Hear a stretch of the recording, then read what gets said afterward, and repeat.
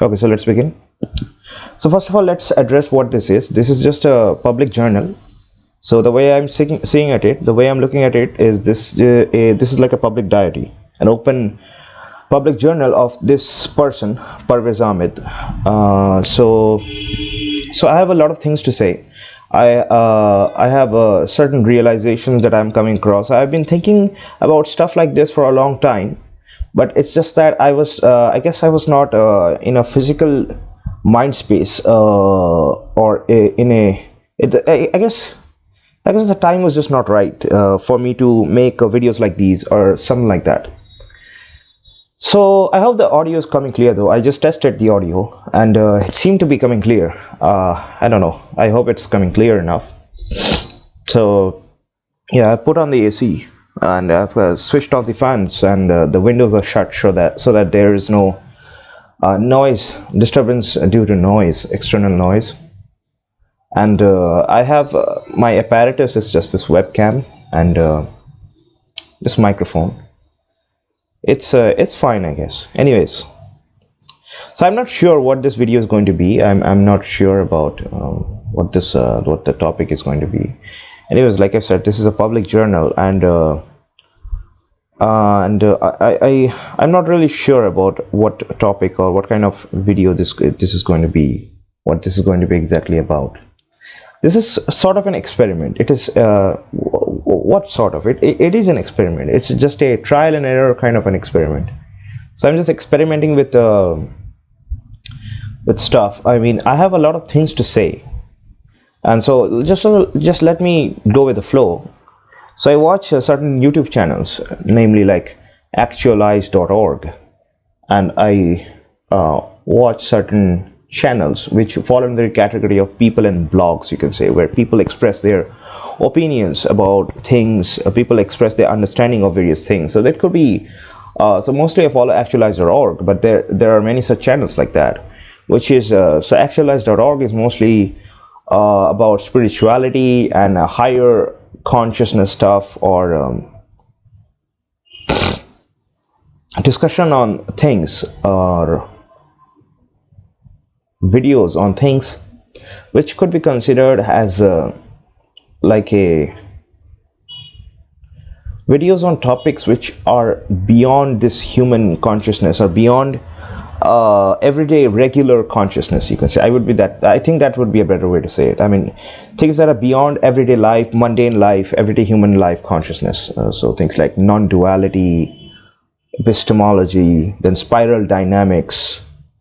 Although the guy running the channel, actualize.org, his name is Leo Gura, he also makes he keeps on jumping from high consciousness topics to everyday mundane consciousness.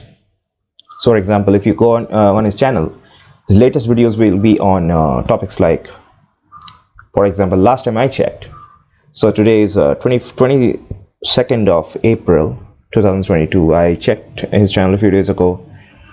Last video was on, what was it? How to stay away from scams, how to protect yourself from scams in life. So that's a very practical, like practical everyday life topic. So there are many channels like that. Like you could take example of Sadhguru, Osho. Those are all channels based on mainly spirituality and the higher self, like discussion on things about the higher self. So like J. Krishnamurti channel, people like these. But apart from that also, there are many channels. Like there's this one guy, I don't remember, maybe Sebastian. He was making videos on trying to get people to understand his realizations and perceptions about things like so let me give you just an example. Like he's a trending channel right now. What was his name anyways? Sebastian, was it? Anyhow, his videos were on topics like why this guru concept, this fake business gurus or fake motivational speakers, people like Tai Lopez, It was kind of an expose kind of a video on Ty Lopez, people like Ty Lopez, then Dan Lok. Then currently there is this Indian guy. What was his name? I mean, these people are just so unimportant that I keep forgetting their name. There's this one guy who is like a fake person, a fake persona, and Dave Gudvi. Dave Gudvi is running a lot of ads right now on YouTube, and he claims to teach people like he has this 3-step formula or something. Anyways, all these fake gurus have all these 3-step formulas. You know how it goes. So you can sense that these people, when when their ads come up, their marketing videos come up, you can see that there is there's just a feeling inside you, a gut feeling, you can say, that something is not right. These people just don't sound authentic, something like that, So Dave Gudvi is right now running. Hold on, I'm getting a notification. Okay. Dave Gudvi is running this scammy kind of business model where he will. It's like how MLM marketing works, right? The pyramid scheme of gurus. They will teach others how to be an entrepreneur, and on turn, those people, they will teach other people how to become an entrepreneur, and those people will teach other people how to become an entrepreneur. So it's like an entrepreneurial business market where you sell your personality. You create this fake persona on stage that you have achieved a lot of material success, and generally people who are really struggling financially, who don't have any financial support, and they have maybe they are in debt, maybe they have a lot of financial burden on them, maybe loan, mortgage, whatever, those kind of burden. And they're desperate. So people who are desperate, the people like Dave Gudvi, they exploit the desperation of these people, such kind of people. So, yeah, so like I was saying, this guy, I forgot his name, Sebastian, was it maybe?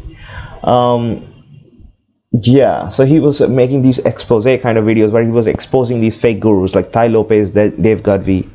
He was also he makes a lot of expose style video, documentary style, and what do you say? Like the quality of those videos are really good. So how should I do it? I'm not really sure. Like I said, this is an experiment, and I'm not really sure about what I want to speak about.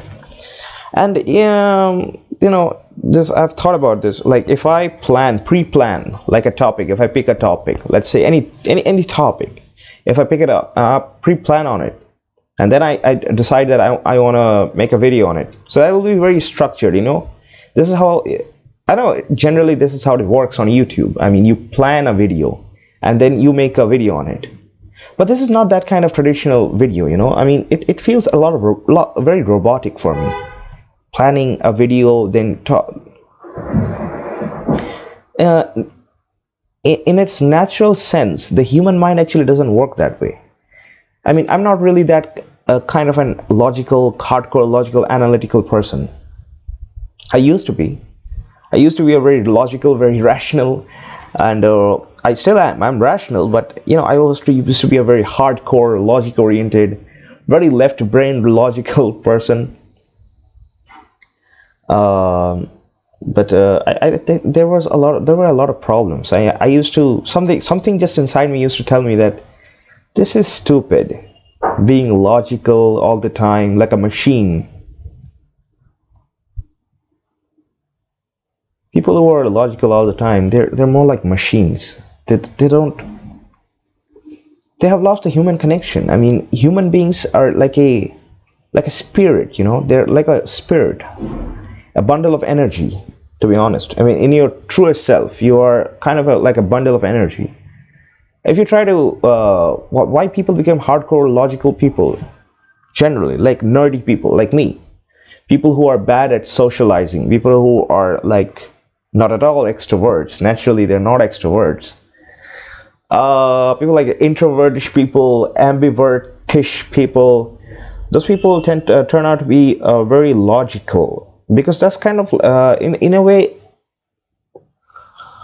looking at it from an angle, I think it's kind of a survival mechanism. I mean, for these people, they try to survive psychologically. We are all trying to survive psychologically. All separate. If you treat every human being as a separate consciousness, that every individual consciousness is trying to just survive in this large, whatever this is, this large life, this human life you're right now in, right? That's the way it seems. And yeah, sure, this human life you're in, everyone is just trying to survive. And not just, when I survival, not just in any physical sense. Of course they're trying to survive physically.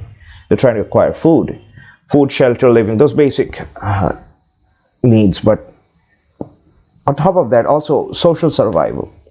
So trying to create a social status, or creating an identity. Nobody wants to have an identity crisis, because human beings, that is what they are. They are their identities. Everyone identifies as something. So if you identify as something, that is who you are. That is the identity. That is the ego that you have created. That is your identity. So I'm quite excuse me.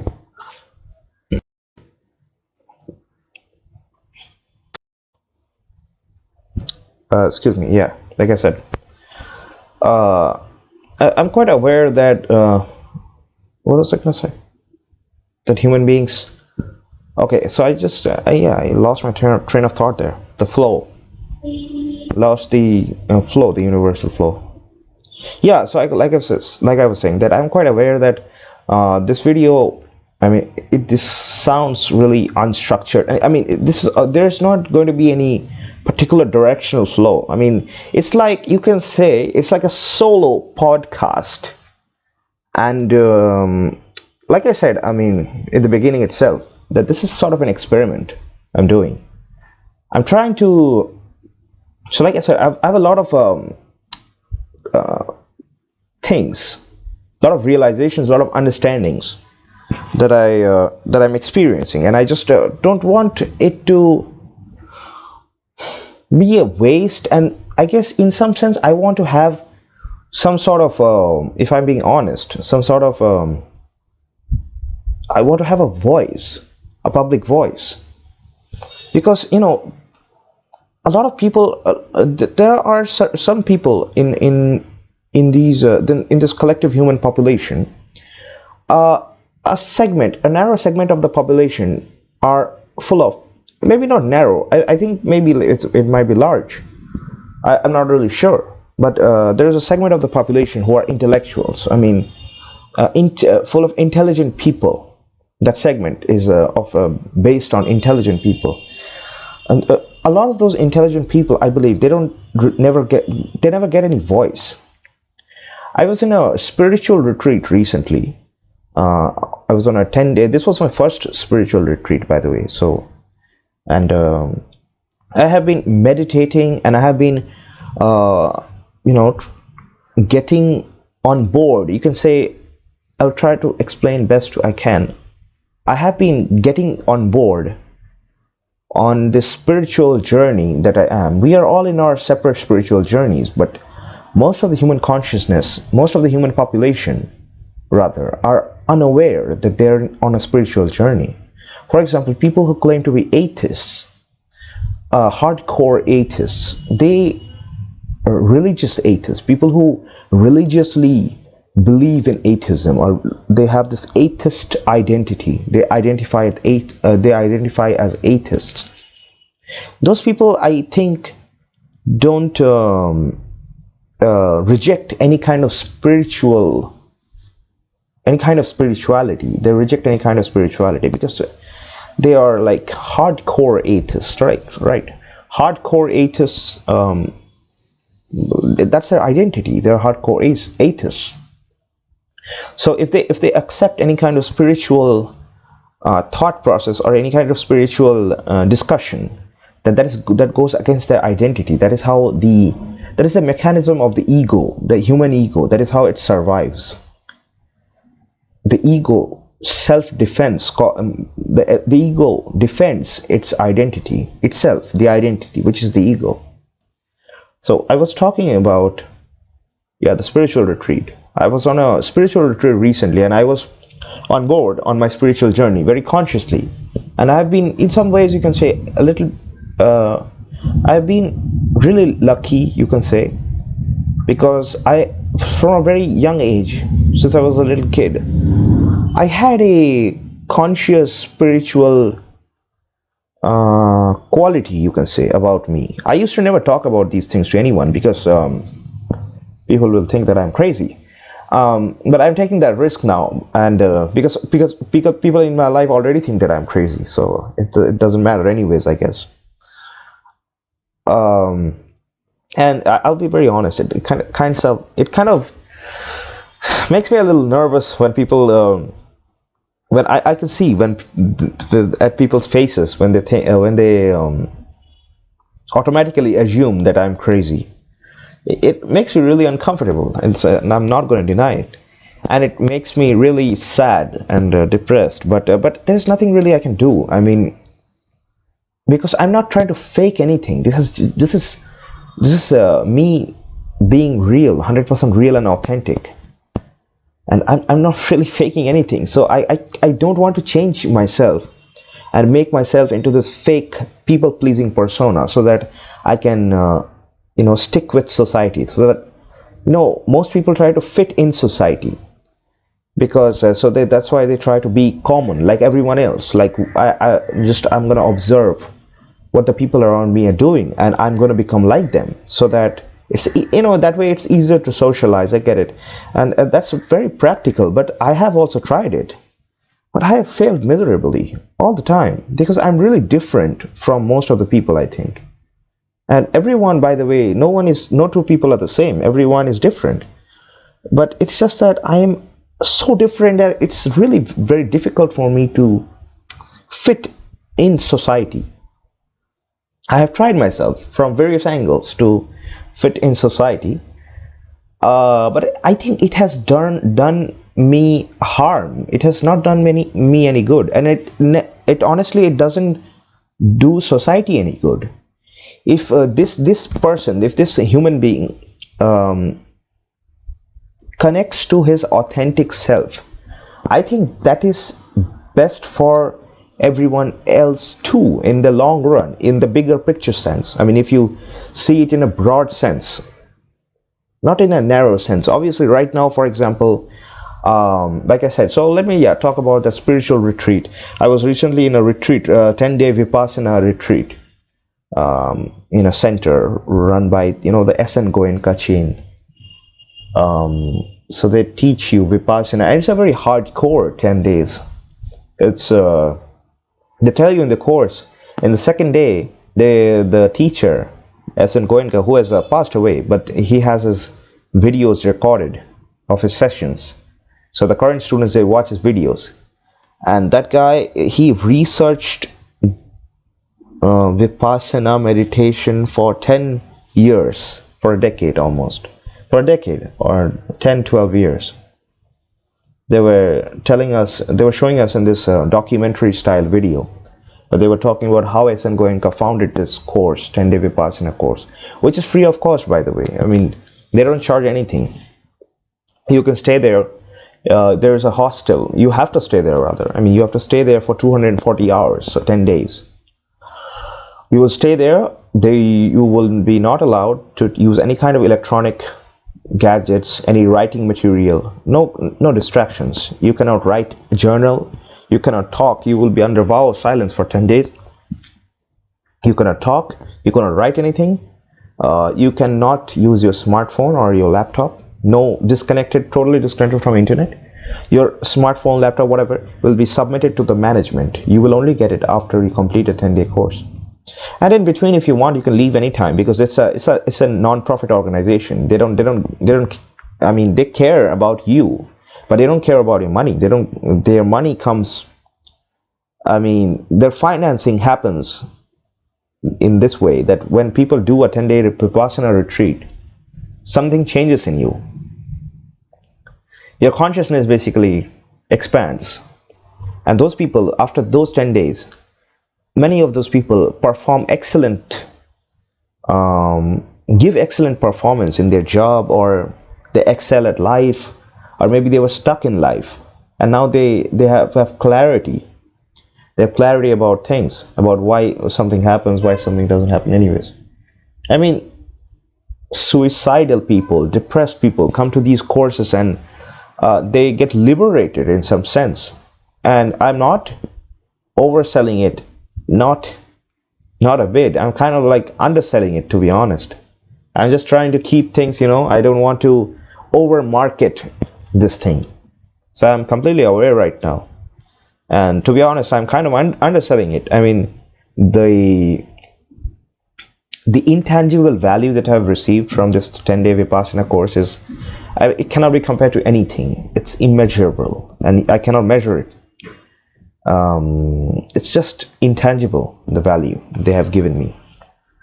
And so these people, when they realized the value and how their lives got changed because of these 10 days, they later in their lives, when they became when they get a lot of material success, then they donate to this network of organization, this S.N. Goenka's Vipassana Dhamma organization. They donate money, lots and lots of money, and that's how this chain network of Vipassana centers, which is, by the way, present all over the world. It's there in America, it's there in Europe, it's there in Asia, everywhere around the world, in Africa. So it's there in all the continents. And so I was recently in this Vipassana retreat, and as a child, I was always curious about things. There was, you can say, kind of like, I can explain it this way, that there is a bug inside my head, and that bug constantly itches. The bug of curiosity. I mean, that bug wants to know everything. When I was very young, I used to just, sit on my study table, open my book. I used to read 5 lines from my textbook. Maybe let's say I'm studying physics, and I'm in the chapter of light. So I'm in the refraction portion. So I'm studying what is refraction, how does refraction happen, what is the concept, and whatever. And maybe I read one paragraph, and while I'm studying that particular topic, my mind will just how would I explain it properly? What used to happen? My mind will kind of catch a thought train. Yeah, I guess a thought train that got instantly created in that moment, based on that topic. So if I'm studying about reflection or refraction, a thought train related to something practical that I've seen in life. And that used to happen a lot when I used to study science in high school, because science is a conceptual understanding of the physical reality that you see around you. So we see physical objects. Like I'm looking at this camera right now, at this laptop right now. These are solid objects, right? So there comes in chemistry. This is solid, and this mass, this object, solid object, are made of bonds, like atoms and molecules that are bonded together. And so this is like something polymer, right? This laptop, this is a plastic laptop. The body is plastic. So this plastic is a sort of a polymer. So in chemistry, you study about the atomic level, on an atomic level, on a molecular level, the structure of these polymers. And then you try to, whenever I used to study those things, I used to just observe everything around me, and I'm like, so okay, these are matter, everything is just matter. I'm looking at matter around me. And then light, like we're looking at lights, different color lights, right? So that flower design on this one, it's got red, and this one is white. So why is that different? So like we study in physics, right? Light. That light source from this tube light. This tube light is emitting light, which is a, what is light? It's an energy, right? Yeah, light is an energy. So that those light, they travel in, like, that's what science teaches us, right?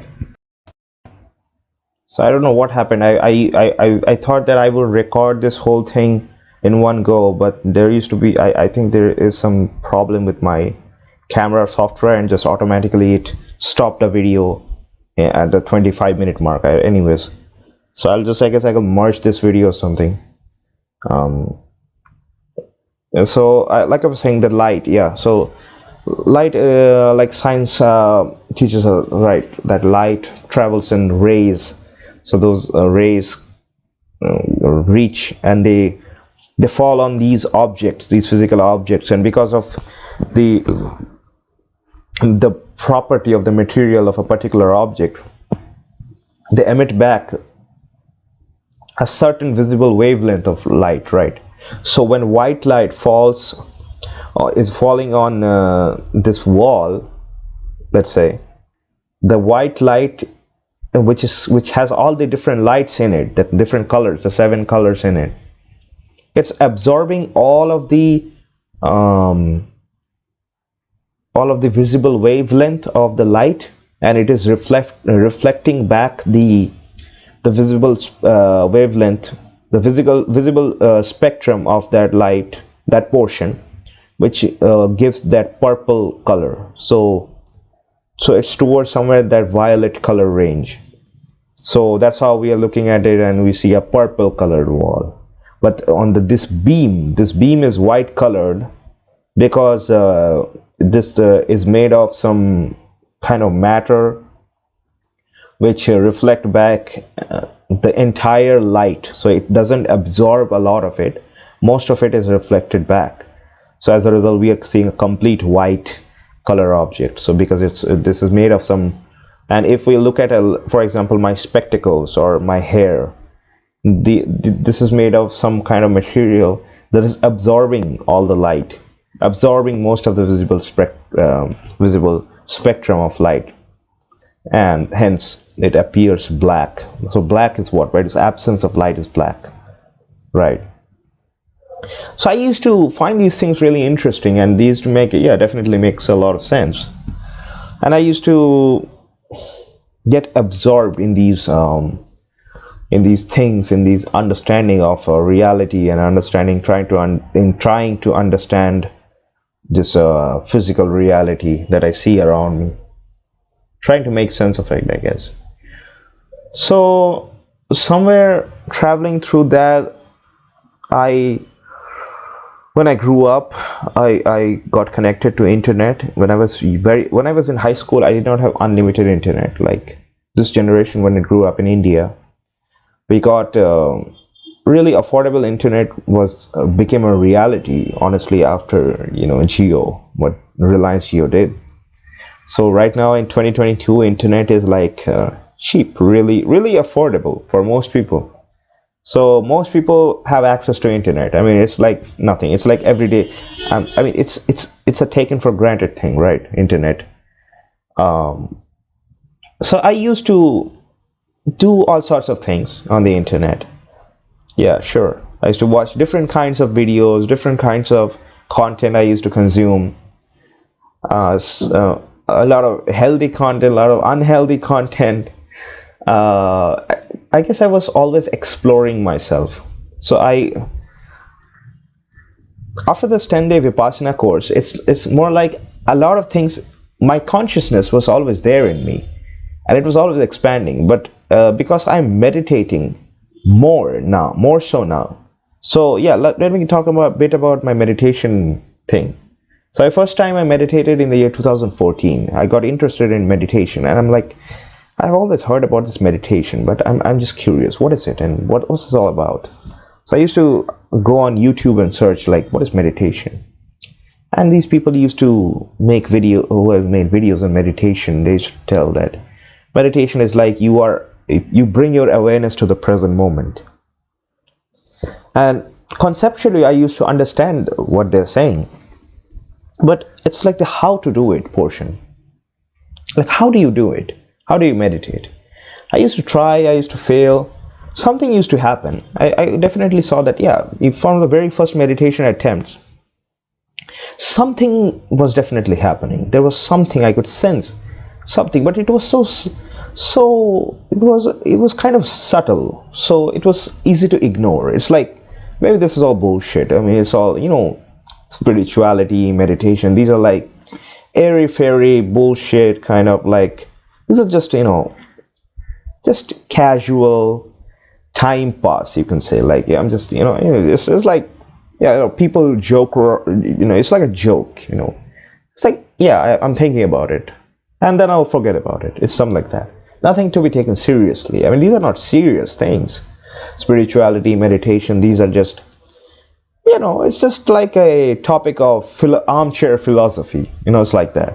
Like, you sit on an armchair and you're reading a very beautiful philosophical book, and you're reading what this guy Aristotle, or this guy Galileo, or whatever, and or Nietzsche, or I don't know, why did I get a jerk when I said Nietzsche? It's like, it's called Nietzsche, right? Nietzsche, or Carl Jung, these philosophers anyways. So these people, these writers, you can say, right? So they used to, hey, you're reading a book that they have written, and you're like getting this sensation, right? This feeling that, oh my God, I never used to look at things that way, and it makes me feel so good. And then you finish the book, and 2 or 3 days goes, you're in this ordinary, mundane, modern life, especially if you live in a city, of course. You're always busy. Most people are busy these days. Busy with what? Busy with living their life. Busy with the game of survival. So in between that, whenever people get gaps, so intellectual kind of people, they will take up some philosophical book and they'll read it, and that's their entertainment. So it's like an entertainment, but nothing to be taken seriously. That is how I used to look at spirituality and meditation. But now, it's as days goes by, and as my awareness, how should I say this? As my awareness heightens, or as my awareness increases, I guess, yeah. As my awareness increases about certain things, as I become more and more conscious of what exactly is happening around me, or more and more conscious of this, of things like who am I? Who am I exactly? Like, am I this body, or am I this? I mean, is this guy who is talking? Is this really who I am? Like, strange questions, right? But very deep questions, not to be taken lightly. Questions like, who am I?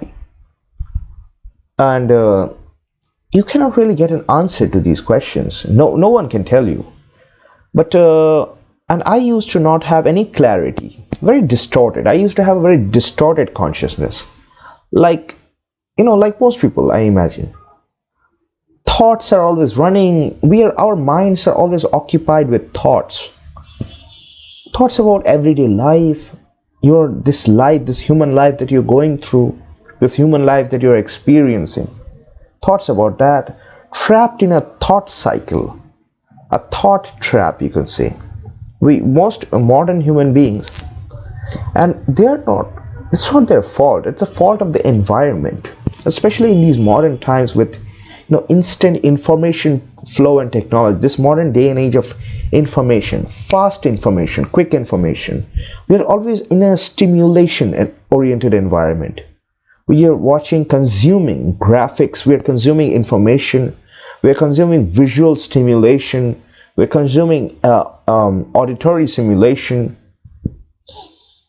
Only these two. I mean, a modern society using modern technology like internet, artificial, algorithm-based content providers, has hijacked our auditory and these two senses, auditory and visual senses, and we are being fed stimulation that is not natural, really. We are blasted with stimulation like like memes, like everyday in today's modern society of meme, young generation of meme culture, meme oriented society, social media oriented society. These are what stimulants, visual stimulants, and on those social media you're seeing thousands of different things at a particular time. Your brain is your brain, your consciousness, more so your consciousness is being fragmented into tiny, chopped down into small pieces. If you consider your consciousness as this aura, this presence, it is being chopped down into, it is being differentiated into very tiny slits, and that's dangerous because that consciousness is you, and you're that is how dysfunctional behavior originates. That is how dysfunctional mindset originates. It's weird. I understand whatever I'm talking about. It sounds very complex, and it sounds very. I mean, it's difficult to. It's almost impossible to understand, right? Because, see, what I'm doing here in this video is, I am just trying to put my awareness, to put my consciousness into words. What is coming out of my mouth? These sounds that I'm producing right now. This is language. This is a man-made tool. This is a tool made by human beings so that they can communicate among themselves. So I'm trying to communicate something, definitely, to whoever is watching this video. I'm trying to communicate, and another purpose of doing this is I'm actually trying to I'm trying to freshen up my clarity, because my consciousness is in its pure form. It has no language. Consciousness does not have any language, but I'm trying to use language to have a conceptual understanding of my own consciousness. So it's like I'm making this video. So like I said, a journal. This is a public journal. What is the purpose of journal? Journal is a tool. You know, when you're depressed, people, you know, if you search on Google, I'm depressed, I don't know what to do, you might come across this tool of journaling, self-journaling. Writing down your thoughts on a piece of paper. They will tell you, write it down, pen down your thoughts. This is what actually writers do. Writers, they don't know. The author of Harry Potter, originally she did not know that she's going to write a series of books called Harry Potter, or writer of, let's say, Game of Thrones. That person did not know that it did not happen just like that person woke up one day from the bed and like, I think I'm going to write a book and I'm going to name it Game of Thrones. That is not how the writing process works. It's a thought process. When you're reading a book that somebody has written, that is actually that person. That is that person's consciousness in text format. That person tried to communicate something with you, and he or she thought that, I have this, I can write a book. Like, I have this consciousness, and I will try to express. Yeah, I think that's a good word. I will try to express my consciousness in the form of a book. That could be a fictional book or a non-fictional book. And I think fictional books are a better way to explain consciousness, or to express your consciousness. Art is a good form of expressing your own consciousness. So, Oscar-winning directors, what do? Their movies. Those movies are basically an explanation of their own consciousness.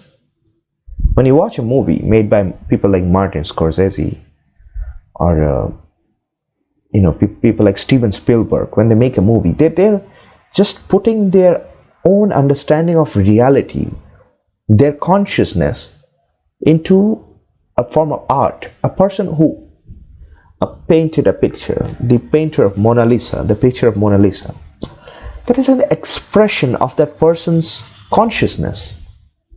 Every form of art, any form it might be, a piece of music, Mozart, people like Mozart, what do? They used to just express their consciousness through music. It's very strange, but explanation of consciousness is it's kind of a trap in some sense. Right now, what I'm trying to do is I'm trying to do the same thing. I'm trying to express my consciousness. I have awareness and consciousness about certain things. And as I meditate every day, my meditation these days have become more and more deep. I'm going into really deep meditation. So the more deep I go into meditation, the more things I realize about myself and about reality, this physical reality that I'm right now in. So, and on top of that, I'm listening to these spiritual, how should I say this? These are spiritual people. I'm listening to these spiritual, you could say these so-called enlightened people who claim to be enlightened, let's say, to be safe, stay safe. People who claim to be enlightened, I'm listening to what they are saying. If you listen to a person like that, their videos are, by the way, all available on YouTube. People like Osho, Sadhguru, many more. People like Leo Gura, he's an American. These two were Indian. If you try to logically understand what people like Sadhguru or Osho says, it's a trap, because you're using rationality and logic to understand something that is not at all logical. It's an experiential quality.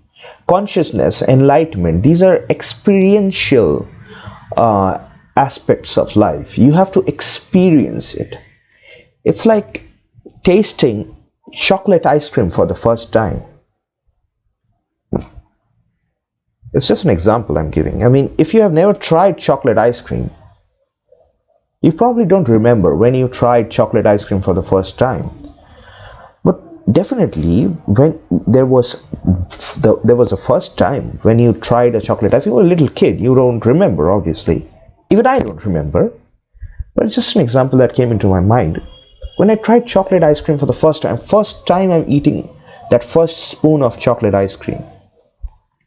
Before that, I have a conceptual, now as I was a kid, obviously my cognitive abilities were not yet developed yet. So what example should we take? Maybe take a little controversial route, something is coming in my mind. It's a good example. Let's use it. Let's see what happens. Let's take the example of sex. Having a sexual relation. So I'm a guy, right? What does it feel like to have sex with a woman? So I've never had any sexual relation. I'm 25 years old and I've never had any sexual relationship with any woman. And so yeah, I'm a virgin, right? So if I think about sex, if I see it in pornography, or if I read any reading material, pornographic reading material, I can have a conceptual and intellectual understanding of what it might feel. All I can do is speculation. I can speculate that this is how it's going to feel. But I will only realize what it feels like when I have sex with a girl for the first time. When I have sex with a person, with a girl for the first time, that is when I will realize that, okay, so this is what it feels like. And now if you connect it with when you connect it with everyday other examples, things you have never tried before, and after you tried it, you will see that your conceptual understanding prior to trying it, if you are careful about it, if you carefully observe it, your conceptual understand prior to trying that thing and after you've tried it are completely different. I smoked cigarette for the first time when I was 22 years old in my college hostel. Prior to that, I had an understanding, a conceptual understanding, that what it might feel to smoke a cigarette. But when I smoked it for the first time, that was a direct experience I had of actually putting that cigarette on my, holding it with my lips, and that burning the cigarette, and then inhaling the smoke. That was the experience of smoking a cigarette.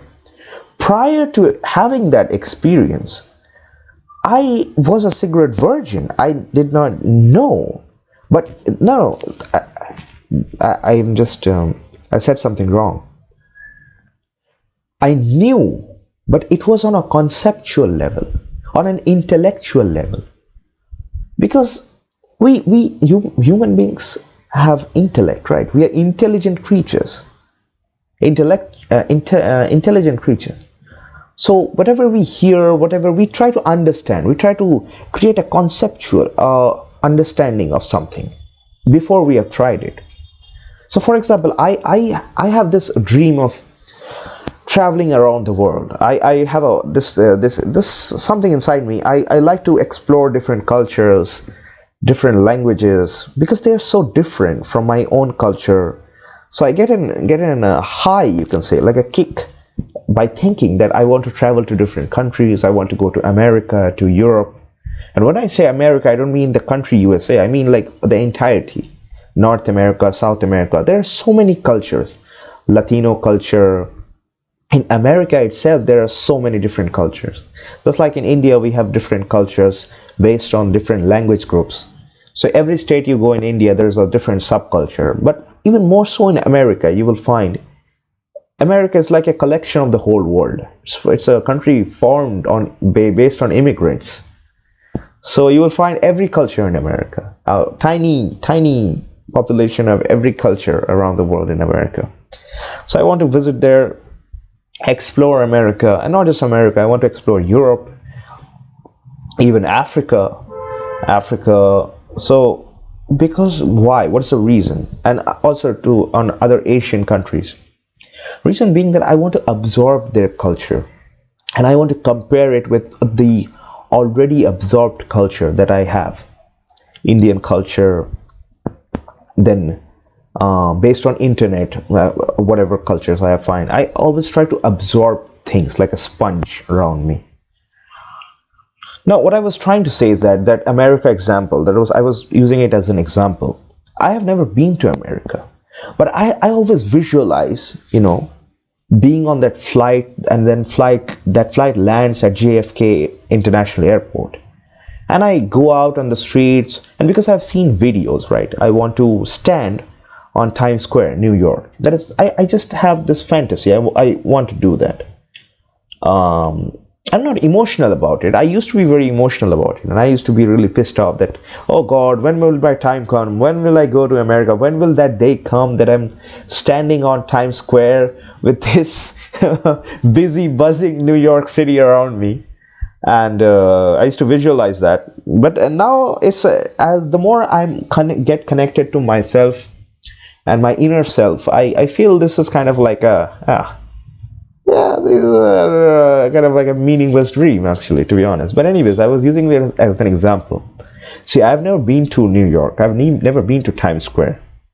So all that I have is a conceptual understanding of what it might feel like to be there in Times Square.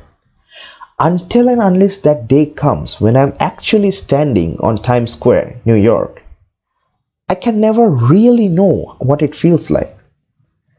So recently, when this thing happened, when I was growing up, I used to have this fantasy about going to Mumbai, because Mumbai is just, it's a young, attractive place, right? In India, it's like a central attraction because of Bollywood, because of Mumbai's culture, the cultural aspect of it, the modern, the fashionable aspect. There's obviously a magnetic aspect to Mumbai city.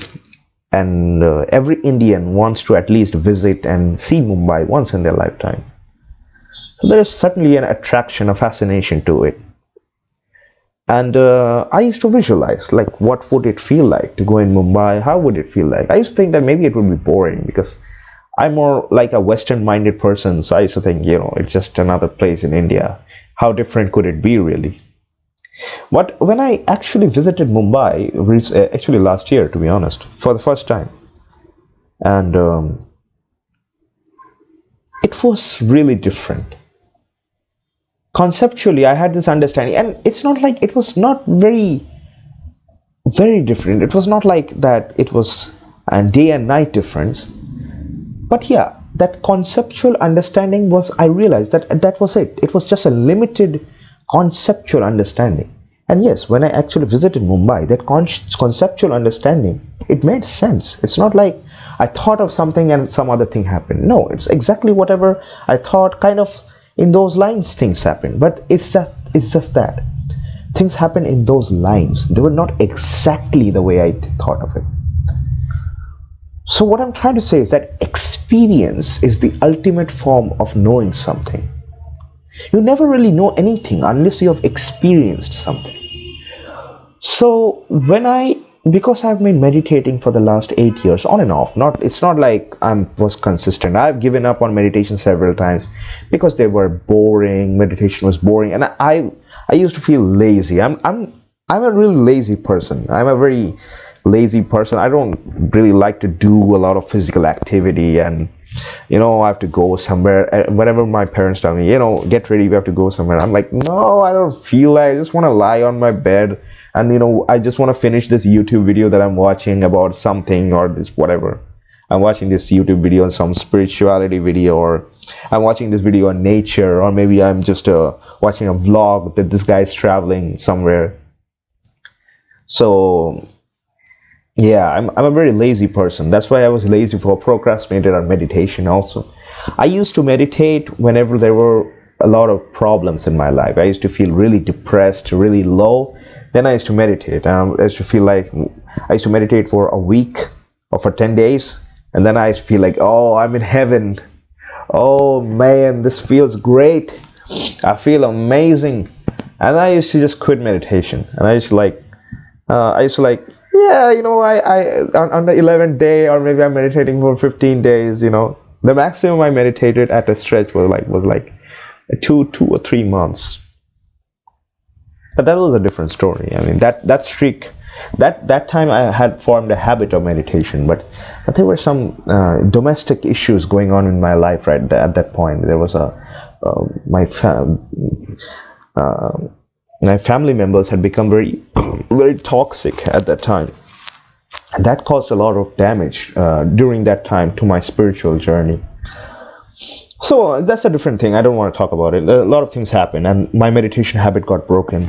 But yeah, in generally, I used to meditate for a week, for 2 weeks, and then I used to feel just, I've meditated enough. And on the 16th day or 17th day, I used to feel like, I don't really feel like meditating, because I'm already happy. I feel happy. I feel joyous. I don't want to meditate anymore. It's like that, and it's like exercising or going to the gym.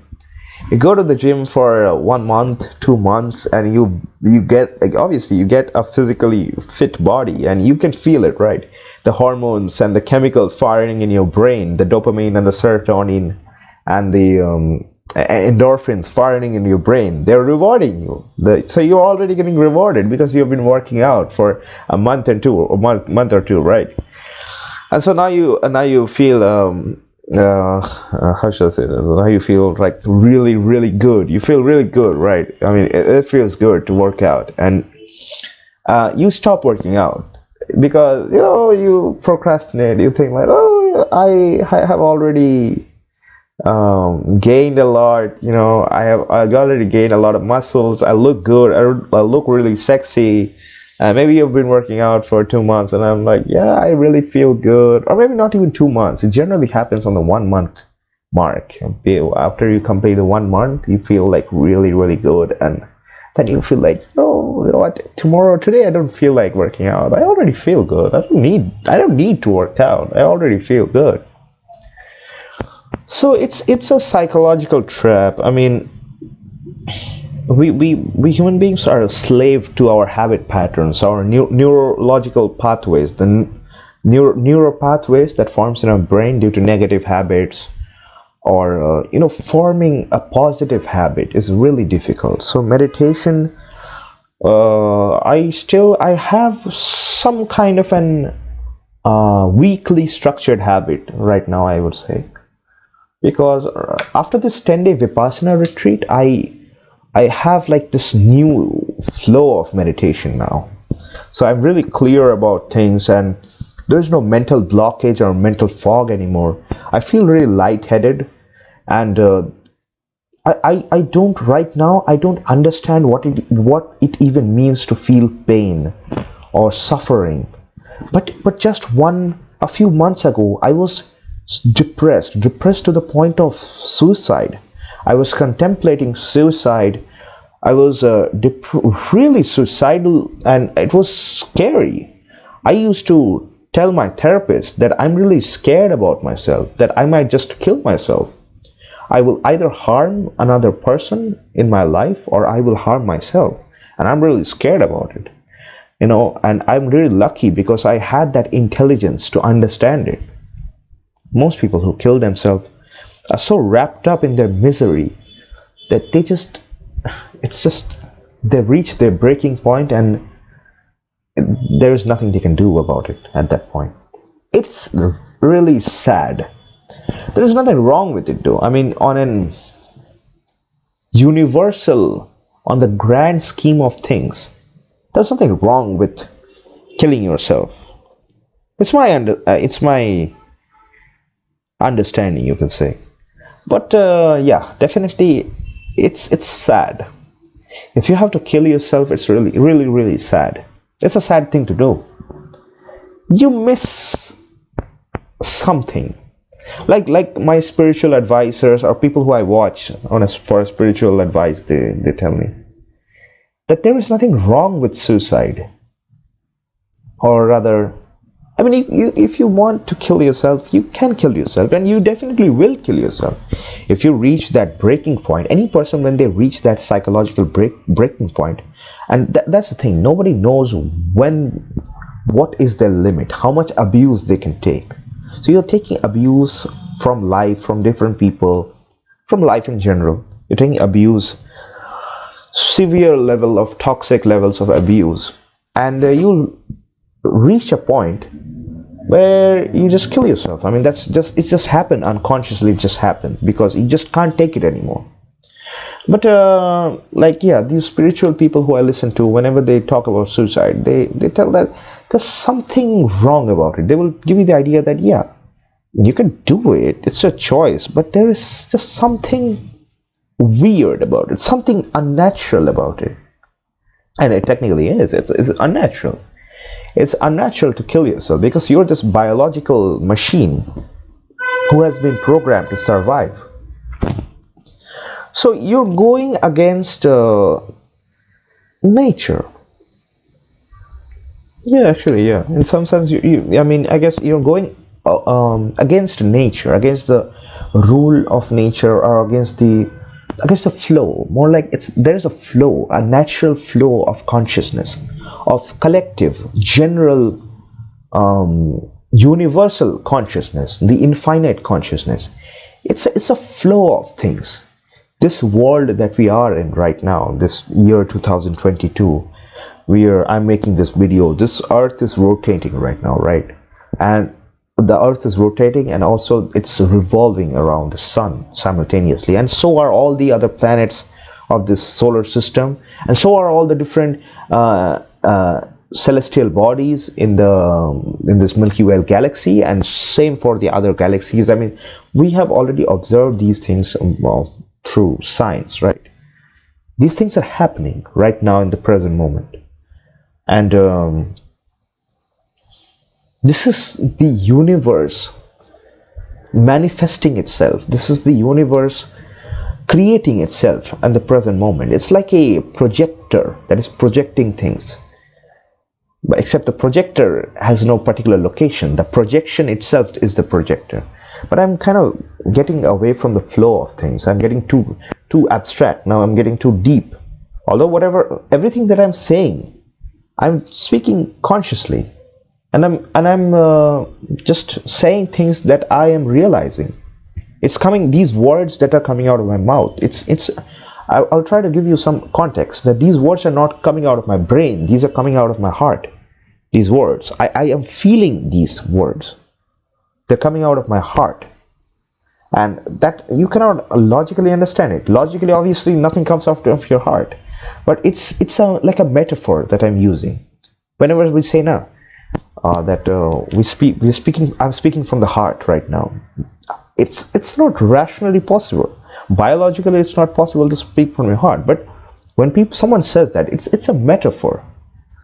It's a metaphor to make someone, to give a message to the listener that whatever I'm trying to say is from the bottom of my heart. That's a metaphor for that. It's coming directly from my soul, my spirit. This is the spirit talking.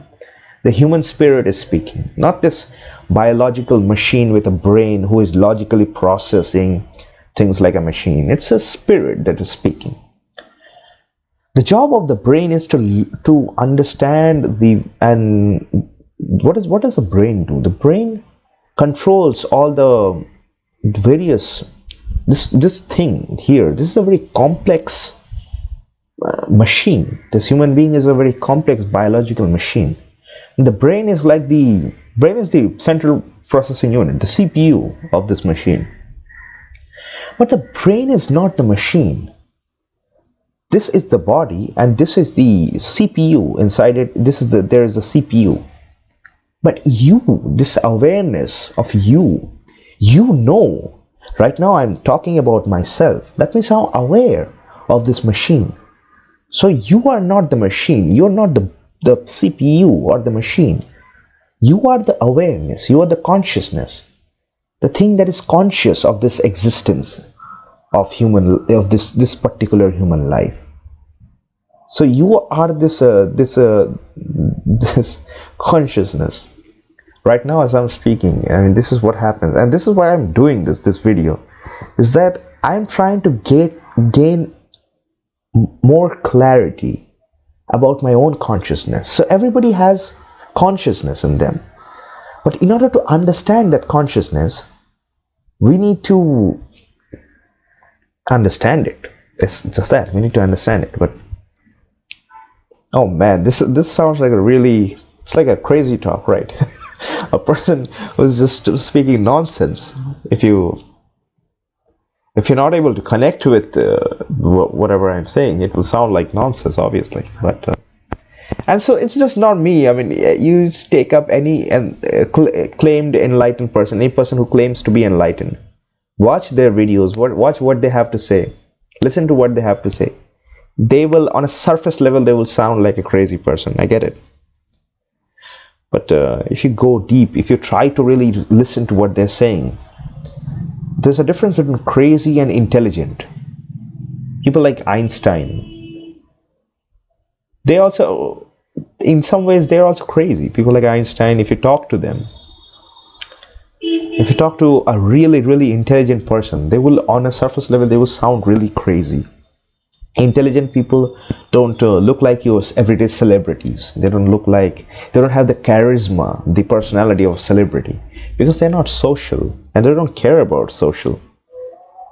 They're just intelligent creatures. A really highly intelligent person will sound like a crazy person, but there is a difference between being intelligent and being crazy. Being crazy is there is something wrong with your brain chemistry. Your brain is a collection, is a chemistry. On a physical level, on a biological level, the brain is, there are so many chemicals in the brain that is coordinating its activities with each other. Every chemical is coordinating with the other chemicals, and there is a balance of that chemical. A person becomes crazy, a person becomes fit for mental asylum when that person loses that chemical balance, and there's a chemical imbalance in that brain. So for example, in that Bollywood movie, Lage Raho Munna Bhai, what did the psychologist say after, I think that was a neurologist or a psychologist, I think. psychologist, after doing that MRI scan or whatever, the brain scan of Munna Bhai, the doctor said that you have a chemical imbalance in your brain and you are hallucinating this Mahatma Gandhi. You're hallucinating him. It's like schizophrenia. I mean, but schizophrenia is a mental condition, or Alzheimer's, or whatever, dementia. Those are a state of mental disturbance. You're mentally disturbed. But being intelligent is not that. Being intelligent is a person who has realizations that is on an extraordinary level. So when ordinary or people, when with ordinary consciousness, people with everyday life, mundane consciousness, when they try to understand the point of view of the intelligent person through their shrunken ordinary consciousness, they fail.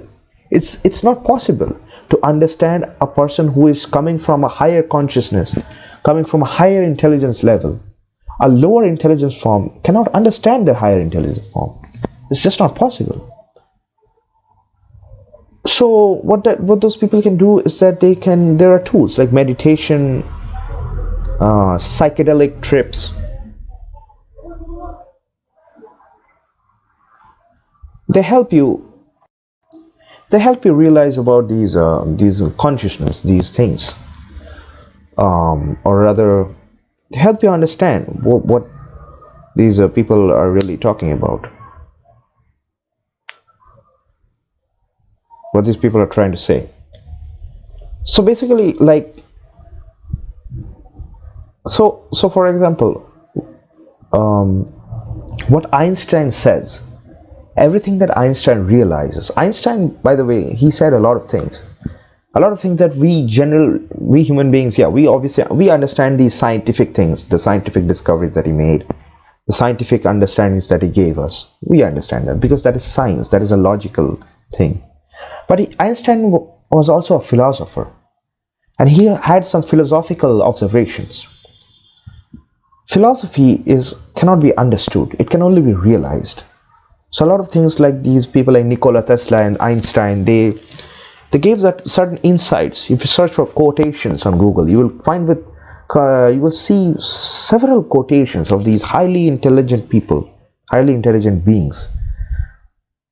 When you read these quotes from these philosophers, something resonates with you, but you're not able to exactly understand what they're talking about. Because that happens because there's a gap between the consciousness level. These people are at their consciousness has been expanded to kind of like, let's say, at a level of this. The consciousness boundary is at this place, and your consciousness boundary is at this place. So if when you meditate, when you do psychedelics, or you do meditation in general, normal meditation, the more you meditate, let's say you meditate for 1 year, every day, without fail, for 1 hour, for 1 year, your consciousness will expand. We were at a limited consciousness like this, but it will expand and it will become like this. So from that higher consciousness, you will be able to get more clarity. You will be able to understand, be able to see things more clearly as to what these crazy people are talking about. So it's all a game of consciousness, and it can expand. And consciousness it's an invisible thing. Don't think that consciousness has nothing to do with your brain. Brain is a physical mass. It's a part of your body. Your brain is a part of your body. Consciousness is the you, the real you, the spirit, the spiritual you, the soul. Whatever you want to say, that the you, whoever you think of yourself, the you, that the real you. Whenever you are meditating in silence, in that silence there is a presence. That presence is you. So when you become more and more conscious, you will realize it. So it's all about consciousness, and meditation raises your consciousness. It's like, I can give you an example. If you are, let's say, 40 years old, try to look back. Although you are so busy in your life right now, you're married, you have kids, you are so busy in the stress of life, You have forgotten what it feels like to be, how it felt like to be a 30-year-old or a 20-year-old, or when you were 15 years old. You will not remember. When you're 40 years old, when you're 50 years old, you've long forgotten what it means to be a 15-year-old or a 20-year-old. But if you can, try this as an exercise. Try to remember, how did it feel like when I was 20 years old? When you were at the age of 40? How does it feel like? Try to reflect back at that time. You will realize one thing, that you knew so little. You were so ignorant when you were 20 years old. And at the age of 40, you're actually a completely different person. You're not the same person anymore. Psychologically, which is actually the real you. The real you is a psychological being. So psychologically, at the age of 20, you were just this gullible, innocent kid. And at the age of 40, you're this hardcore, strong person, this very concrete consciousness, very rigid, constipated consciousness. But yeah, you definitely have changed. So what I'm saying is that try to reflect back on that change. What has changed in these 20 years? What has changed in these 10 years? You'll realize that you are a completely different person now. When you were 20 years old, now you're 40 years old, you are just another person. It's like you are dead. That 20 years old is long dead. And this is a completely different person. And even on a biological level, if you think about it, and even Sadhguru talks about it,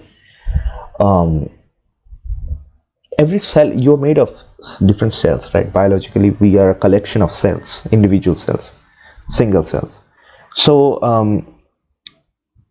all the cells in your body dies eventually. I mean, what is this hair? What are these fingernails? They're dead cells. Your skin, in the winter, your skins get peeled off. So your cells are dying. Every year, billions of probably cells in your body dies, right? So actually every new year, you're actually kind of being born every year, every day, kind of, even if you think about it on a consciousness level. When you go to sleep at night, the next day, every day, if you observed it, every day is actually not the same. No matter how boring your life, let's say you live the most boring life a person can imagine. Even for that person, every day is different. Tonight you go to sleep, tomorrow when you wake up, with your waking consciousness, your day will be different. Today's day is different. Tomorrow's day will be different. Just observe, you will see. Every single day is different. So every single day, that means on a basic observational level, what it means that on every day you're a different person. You're not the same person every day. You're a different person based on your environment. If you're in a party, you're a different person. When you're in your office, when you're in your workplace, you're a completely different person. When you're with your friends, you're a different person. When you're with your family, you're a different person. When you're with your wife, that's a different person. When you're having when you're having good night locked room sexual time with your wife, you're a different person. When you're having a conversation with your father, that's a different person. So you're not actually one fixed person. You are consciousness, which is malleable and which is shape-shifting based on the situation and based on the people, based on other consciousnesses around you, based on your environment. So you're a different person when you're going on a foreign trip, then you're a different person. When you come back to your home, you're a different person. When you were at a party, depending on who has thrown the party, when you were at a traditional marriage ceremonial party, they were a different person. When you're in a nightclub, you're a different person. So it's different. You are not a fixed entity, this human being. It seems like it. On a surface level, it seems like it, but you are actually a wave that we call consciousness, and that wave is intangible. That wave cannot be measured. It's just there, but it's also not there. I mean, no, it would be wrong to say that it's not there. It's there all the time, but it's just we are not always aware of it. So meditation, if you meditate every day, just for 1 month, you will realize a lot of things that I'm saying. Or people who meditate, people who are connected with the spirit. Meditation, what it does at that, it regains that lost connection to your spirit. You have lost touch with reality. If you're living in this toxic modern life, everyday life, of in this competitive world, of in this corporate environment, let's say you have a corporate job, and that job is basically has raped the hell out of your spirit. That job has killed your spirit. And what happens is that when your spirit is killed, your spirit cannot be permanently killed, it can be temporarily killed. So when you're in this toxic corporate environment, you live a life with no spirit. Your spirit is gone. The spirit just says that, gives a big middle finger and just says, fuck off, I'm leaving. And it goes away, but it's a temporary thing. When you, again, let's say you're so frustrated and you go on a Vipassana retreat, 10-day meditation retreat, or you go somewhere off grid and live in nature for a few days, something happens. You feel good. Whenever you feel good about something, at those, sometimes there are, even in this toxic life that we live, there are moments of bliss, there are moments of joy and happiness. Those very little moments are moments when your spirit gets back to you and you get connected to the spirit. And that is how you should naturally be. I mean, that is the most natural self. That is the truest self that you are. In its truest self, that is who you are, the spirit. And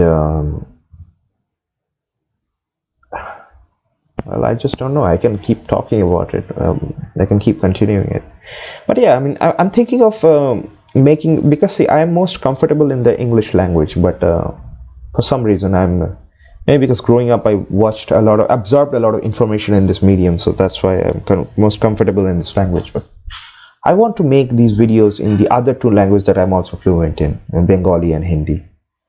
Because, and if I'm being honest, it's for a selfish reason. The reason being that, yeah, I know that I'm an intelligent person, okay, and I have a lot of understanding of it. Like, Jordan Peterson, people like Jordan Peterson, people like Leo Gura, people like Joe Rogan, maybe, I don't know. Visionaries, people who understand things, people like, people like Robin Sharma, people like Sandeep Maheshwari, Robin Sharma, people like, who else is there? Jay Shetty, I think Jay Shetty, or these people have an understanding of what reality is.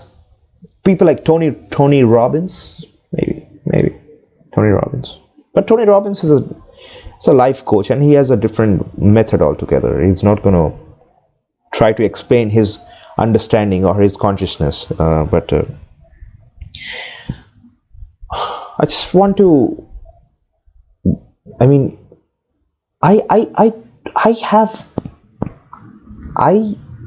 have no point in my life, this human life. But these realizations, I want to at least contribute. This is my way of contribution to society. I want to just contribute my understanding, my knowledge about the things I have, things that I've realized. I just want to share those realizations with whoever wants to listen, whoever who wants to increase their consciousness. I want to help people elevate their consciousness. Because if you think of this whole world as this 8 billion people, these 8 billion and their collective consciousness. When collective consciousness, the more collective consciousness increase, the better this world will actually become. Right now, Russia is having a war with Ukraine. Why did Putin declare a war with Ukraine? Why did Hitler declare a war on the Jewish people? Why do you think that happened?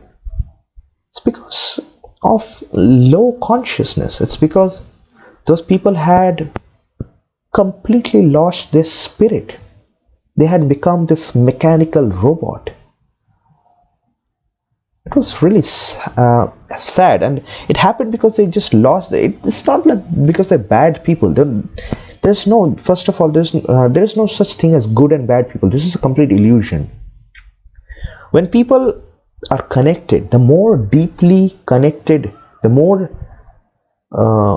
deeply connected you are with your spirit, the better the person you are. Then you become a good person.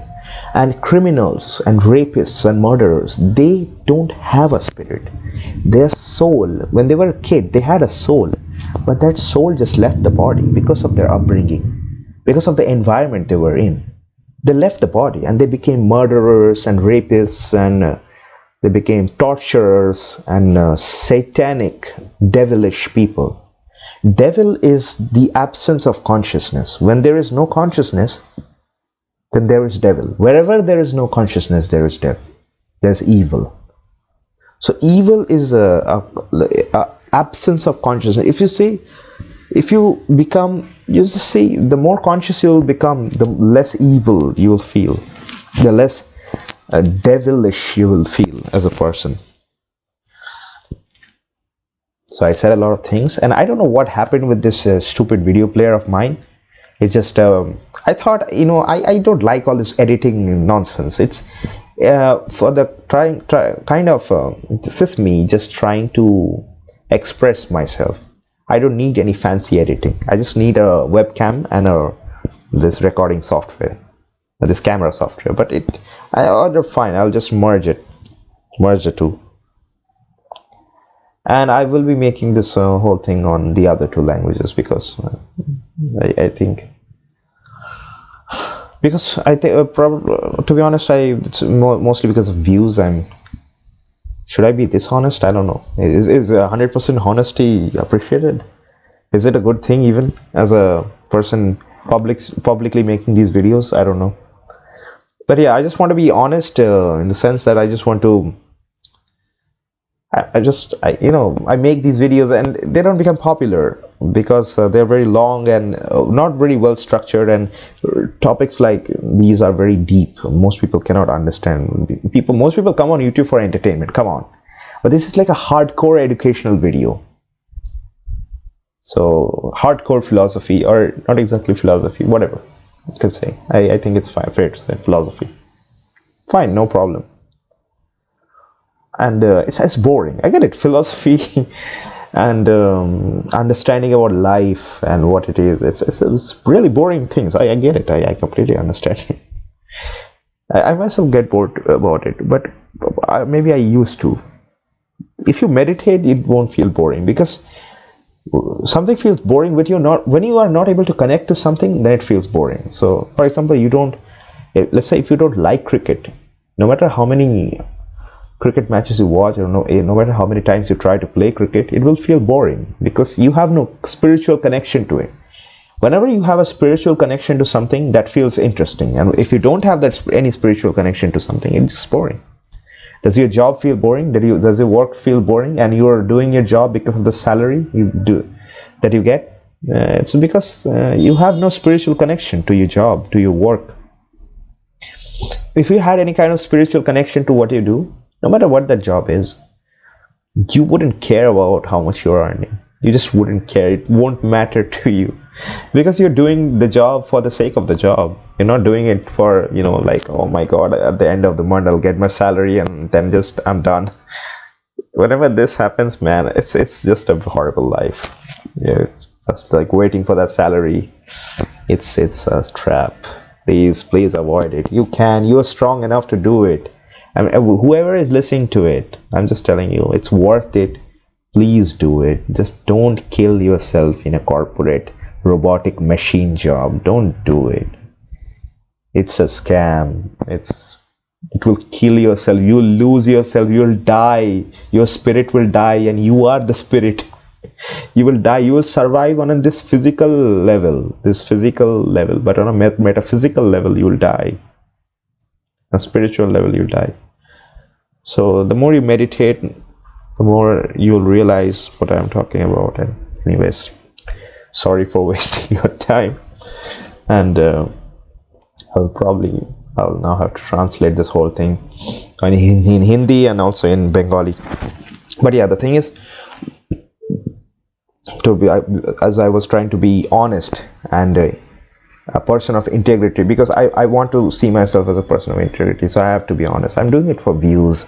If I do it in English, I live in Kolkata, so I'm a person from Kolkata city in India. So if I make these videos, these are in complete fluent, like it's as if a European or an American person is speaking. So in YouTube is a language game. If I'm from Kolkata and if I make this whole video on YouTube, I'll get more views, definitely more views than if I do it in any other language. So I'll have to take I'll have to do the translation.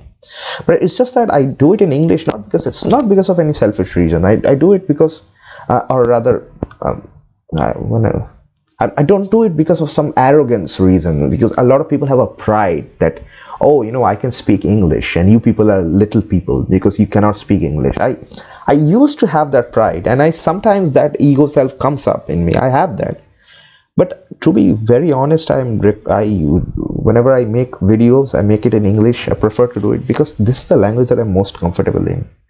I can express myself the best in this language. The other two languages, Hindi and Bengali, I can speak it, but it's just there's the connection I feel with the English languages, because I think for whatever reason, maybe I grew up with this language, that's why, I don't know. For whatever reason, I just feel the most comfortable in this language, so that's why I make it. Anyway, so I'll just merge the two videos and I'll record this thing in Hindi and Bengali, and finally I'll upload it on YouTube. So stopping the recording.